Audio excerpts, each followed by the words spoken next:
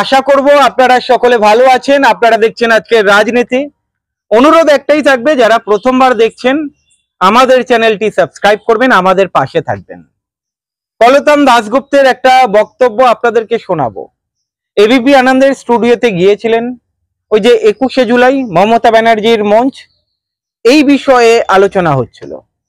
বাঙালিদের উপরে অত্যাচার, মমতা ব্যানার্জিও বাঙালিদের হয়ে রাস্তায় নেমেছেন, বামেরা বহুবার রাস্তায় নেমেছেন। এই বিষয়ে তর্ক সভা বলতে পারেন, যুক্তি সভা বলতে পারেন, যেভাবেই ব্যাখ্যা করুন না কেন, কলতানের কোনো তুলনা হবে না। কলতান কি বললেন, এবং আমি জানি না বাংলার মানুষের চোখ খুলবে কিনা। যারা নিশ্চয়ই বুঝবেন এই ভিডিওটা দেখে, তারা নিশ্চয়ই বুঝতে পারবেন। আগে কলতানের ভিডিওটা দেখুন। আমি কলতান দাশগুপ্তর কাছে এইখানে আসবো, এই কারণে কলতানের কাছে আসবো যে কলতানের দল তারাও কিন্তু এই যে বাঙালিদের উপর অত্যাচার হচ্ছে, বাংলাভাষী দেখলে কার্যত বাঙালি খেদাও একটা কার্যত প্রকল্প কোট আনকোট বিজেপি শাসিত রাজ্যে নেওয়া হয়েছে, তার প্রতিবাদেও তারা পথে নেমেছিল। কিন্তু তোমাদের এই আন্দোলনে কতটা আদৌ সদিচ্ছা রয়েছে কলতান, এই প্রশ্ন আজকে মমতা বন্দ্যোপাধ্যায়ের বক্তব্য থেকে উঠে এসেছে, যেখানে তিনি বলছেন তোমরা তো যাবতীয় টাকা পয়সা সোশ্যাল নেটওয়ার্কে খরচ করে বসে আছো। তোমরা নাকি বলছো শহীদ দিবসে যারা যায় তারা নাকি চোর ডাকাত। পাশাপাশি তোমাদের এই প্রশ্নের মুখে মমতা বন্দ্যোপাধ্যায় ফেলেছেন 34 বছরে নরকঙ্কাল উদ্ধার থেকে শুরু করে কোথায় কোথায় কি রকম অপরাধ ঘটেছে, যার জন্য 34 বছর পর বাংলার মানুষ তোমাদের সরিয়ে দিয়েছে। সেই ইতিহাসটাও মমতা বন্দ্যোপাধ্যায় আজকে স্মরণ করিয়ে দিয়েছেন। তোমাদের মহাশূন্যে পাঠাতে হবে সিপিএম কে বলছেন। বাংলা ভাষায় যারা কথা বলেন সেই মানুষের ওপর অত্যাচার নিয়ে পশ্চিমবাংলায় প্রথম মিছিল বামপন্থীরা করেছিল যাদবপুরে, আবার 23 তারিখ মিছিল আছে, লাগাতার চলবে। কারণ গোটা দেশ জুড়ে বাংলা ভাষা যারা কথা বলেন, বাংলার মানুষ, তাদের ওপর যে অত্যাচার বিভিন্ন রাজ্যের সরকার, বিশেষত বিজেপি রাজ্যের সরকার করছে, এটা সাধারণ মানুষের সাথে করা যায় না। আসামের মুখ্যমন্ত্রী বলছেন যে বাংলা ভাষায় কথা বললে আমার ধরে নিতে সুবিধা হবে যে ও আসলে বাংলাদেশি কিনা। এই ধরনের কথা কোন রাজ্যের মুখ্যমন্ত্রী বলতে পারেন কিনা এটা সন্দেহ আছে। দ্বিতীয় কথা, আরে এটা ভিডিও আছে,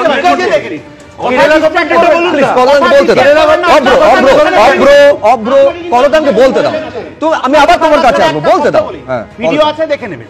দ্বিতীয় কথা হচ্ছে যে সোশ্যাল মিডিয়াতে এখন কে কার অ্যাকাউন্টে কত খরচা করছে ডিসক্লোজ আছে। আপনি এক তৃণমূলের নেত্রীকেই বলছি, যে কোনো নেতারা আরটিআই করে দেখে নিতে পারেন অভিষেক বাবু, মমতা দেবী এবং তৃণমূলের অফিসিয়াল যে সোশ্যাল মিডিয়া হ্যান্ডেল, তাতে প্রতিদিনে কত খরচা হয়, আর বামপন্থীরা তাদের ভলেন্টিয়ারকে দিয়ে কিভাবে কি খরচা করায়। মহাশূন্যে পাঠাবেন কি কোথায় পাঠাবেন আজকে বলেছেন তো, কিন্তু অতীতে উনি বামপন্থীদের সম্পর্কে যা যা বলেছিলেন নিজের কথা নিজে রাখতে পারেননি। তো আমি তো দোষী নই। রাজারহাটের সবাই বড় বড় ফাইল নিয়ে এসে বলেছিলেন একে তাকে জেলে পাঠিয়ে দেবেন বলে, তারা কেউ জেলে যাননি। তৃণমূলের নেতারা কেউ জেলে গেছেন, কেউ আবার বিজেপিকে মিস কল দিয়ে ফেরত চলে এসেছেন, এখন বাড়িতে রয়েছেন। সে দায় তো আমার নয়। আমাদের কথা হচ্ছে যে এত লম্বা লম্বা বক্তৃতা হয়েছে, সব হয়েছে, দারুণ হয়েছে, প্রচুর লোক এসছেন, কিন্তু আজকে তামান্না বাংলাতে কথা বলতো, হরপ্রসাদ দাস, গোবিন্দ দাস বাংলায় কথা বলতেন, আনিস বাংলায় কথা বলতো। তাহলে এই মানুষগুলো, ল কলেজের নির্যাতিতা বাংলায় কথা বলতেন, এই মানুষগুলোর জন্যে তৃণমূল কংগ্রেসের মঞ্চ থেকে আজকে কোনো কথা শোনা যায়নি। বললেন 26-এর বিউগল বাজাবো, 26,000-এর যে চাকরি চলে গেল তাদের জন্য এই প্রশ্নটা বারংবার ফিরিয়ে আনতে হবে। যতই ডিরেল করার চেষ্টা করা, সেই চাকরিটা তোমাদের জন্য গিয়েছে। এ তো মমতা বন্দ্যোপাধ্যায় থেকে শুরু করে তৃণমূল কংগ্রেস বারে বারে বলেছে চাকরি দিতে চাই তৃণমূল কংগ্রেস এবং তাদের সরকার। তোমাদের আইনজীবীরা সেই চাকরি খেয়ে নিচ্ছে।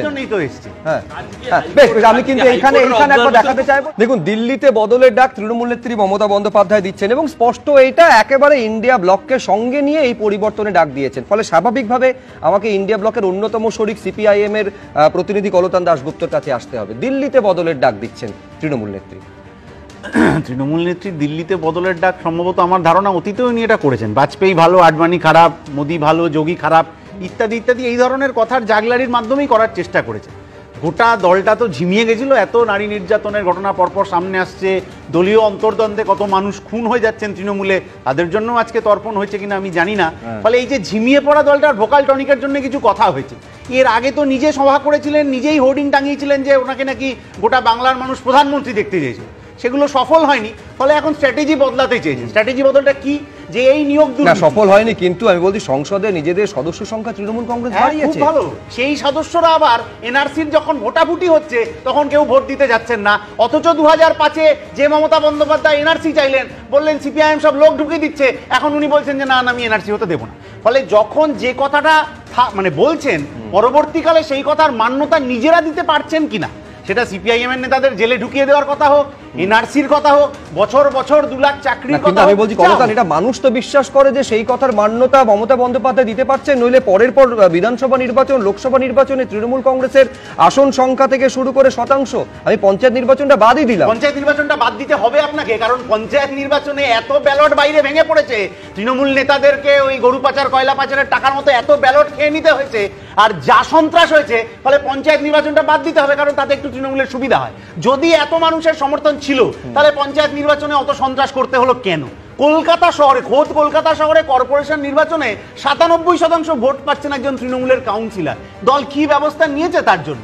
বরং এইটাই হতে থাকবে, কারণ এই কলকাতা শহরে এই যে ছাত্র সংসদ নির্বাচন নিয়ে কিছুদিন আগে এত কথা হচ্ছিল, সেই তৃণমূলের গোষ্ঠীদ্বন্দ্বে গুলি চললো, পুলিশ অফিসার মারা গেলেন, সেই পুলিশ মন্ত্রী আজকে বক্তৃতা করছে।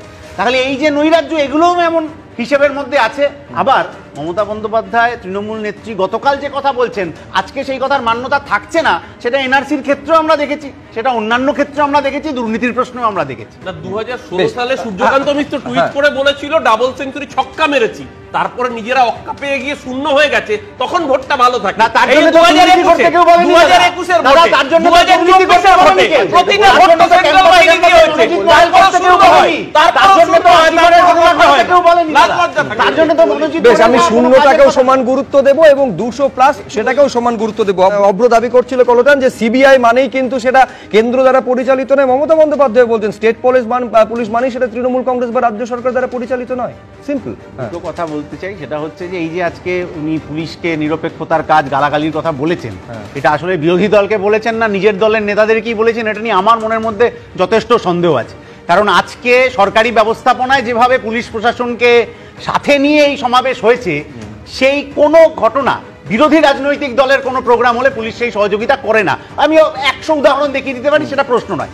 পুলিশ কলকাতা শহরে খুন হয়ে গেছে, পুলিশের দার্জিলিং পাহাড়ে খুন হয়ে গেছে, পুলিশের সাথে যে ভাষায় কথা বলা হয়েছে, তারপর পুলিশ মন্ত্রী এটা আসলে কাদের বলেছেন সন্দেহ আছে। আমার দ্বিতীয় প্রশ্নটা ছিল,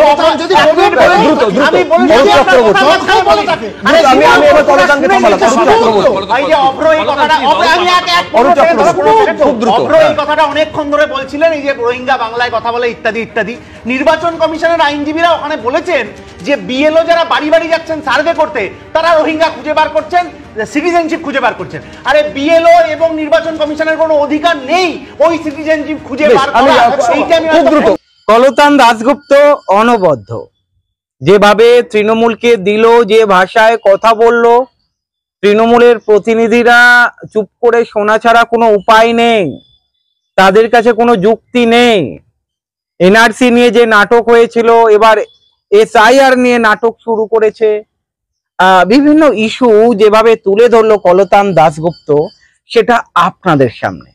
এবারে বিচার করবেন আপনারা যে সত্যি তৃণমূল যেভাবে এগোচ্ছে বাঙালিদের পক্ষে নাকি নাটক সবকিছু।